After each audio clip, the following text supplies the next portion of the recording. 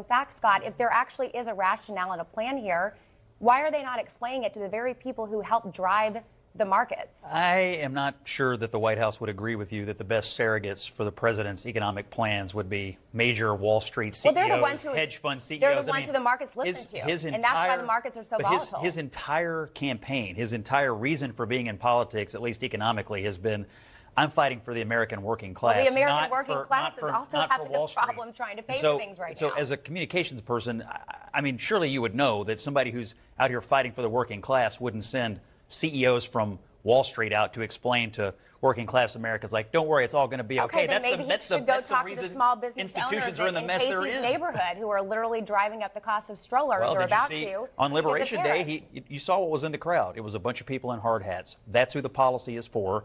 And I think today they're still putting their trust in Donald Trump. That, you know, we'll see over time. I think that's right, though. I think Donald Trump, we've seen this over and over again, has a lot of leeway. You know, there was some reporting in the New York Times where they went and talked to Republican voters. They asked them, hey, you know, are you feeling the hit? They're like, we're feeling the hit. How are you responding? And they're saying, we're willing to give him some time. We've read The Art of the Deal. Yeah. He really has a huge legacy in this country that people identify with, especially his base. And so they are willing to give him time. Now, how much time are they willing to give him?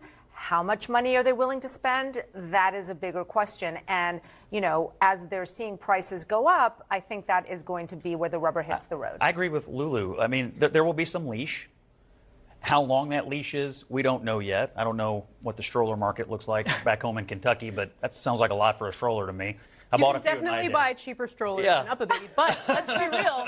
A lot of these strollers are still made in China, right? Exactly. And even the cheaper strollers that, you know, were actually affordable for people before are going to become less affordable. But I think the point about his supporters, his base, giving him enough time to see this through is absolutely true. And I'm just...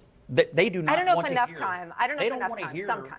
They don't want to hear from Wall Street about how they're happy. They want to hear from the president about how they're going to put Wall Street in its place to the benefit of the working class in this country. That was the dynamics in the election. And I mean, if the Democrats want to be the party of Wall Street, go ahead. That's not who they want to be right now. Okay, so you're missing my point here, Scott. You said to send the Wall Street CEOs to talk to the working class. My point is that you are not reassuring the people who run